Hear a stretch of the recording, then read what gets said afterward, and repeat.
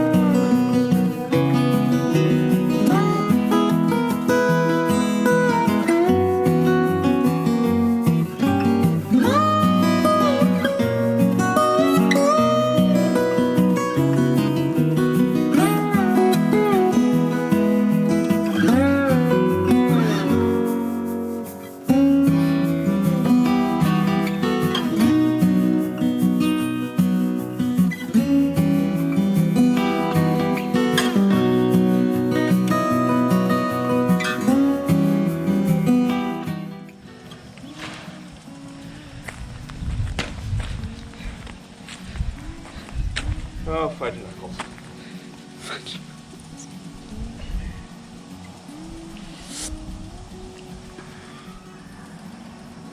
Probably will need a new rope this year. How about those rock climbing ropes? Yeah. That will not do that, maybe. No, it would last longer. That looks like it's going to snap again, yeah. Where do they sell that? I don't know. Have to Look. look into it. I wonder if hardware stores actually sell. They might. They might still sell some really good stuff. Similar, yeah. Similar. Or a yachting place for place for the boats. They'll have harder, Weather. stronger. Weather resistant. Yeah. Well, that should be a mission. We have about a couple weeks before we really start moving them hard. So You think good? I think that's perfect right now. So we have really close to the house. Get it off the bump. See how it's.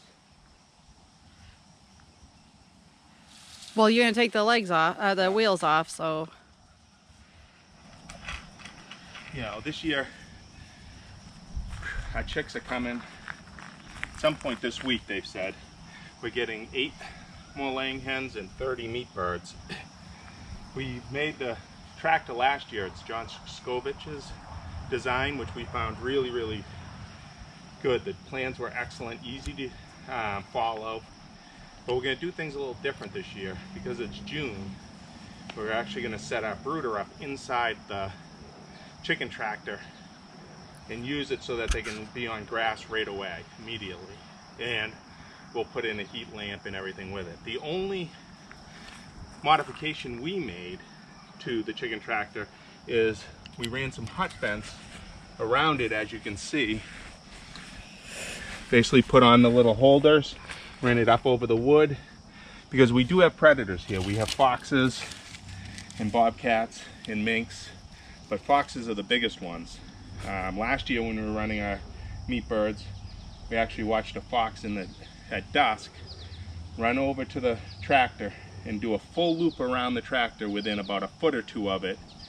And it must have gotten hit before by the hut fence because it knew it was on and it was just checking it out to make sure, and then it left. So the hut fence definitely worked. That's the only real modification we made. And I'll show you when I set this up what we do for powering our portable hut fence.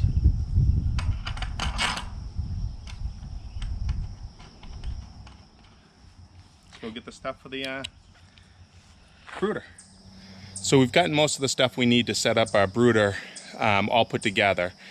Again, we're going to do it inside of the chicken tractor this year, mostly because it's in June and it's warm out, and it'll allow us to not have to get shavings. They can just be straight on grass from the beginning.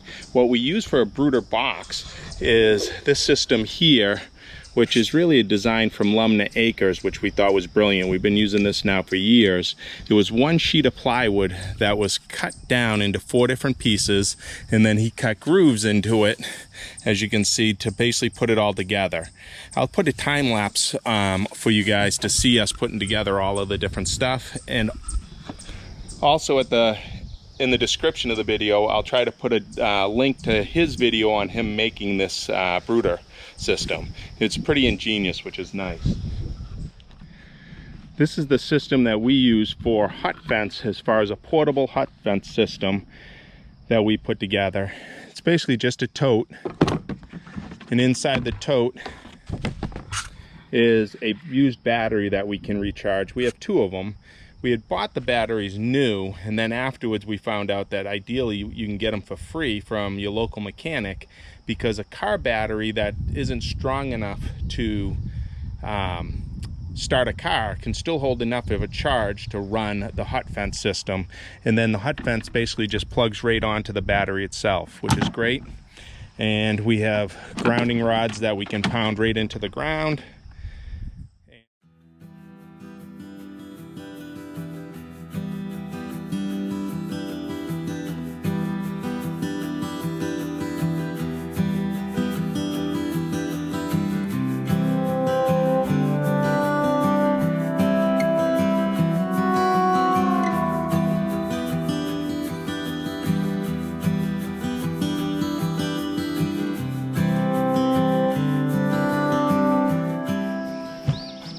So I just want to hook up the hut fence and give it a good test to make sure it's working before the baby chicks come.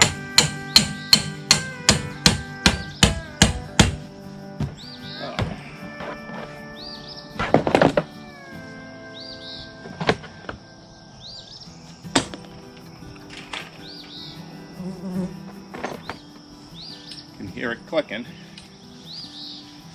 Now, give it a little test.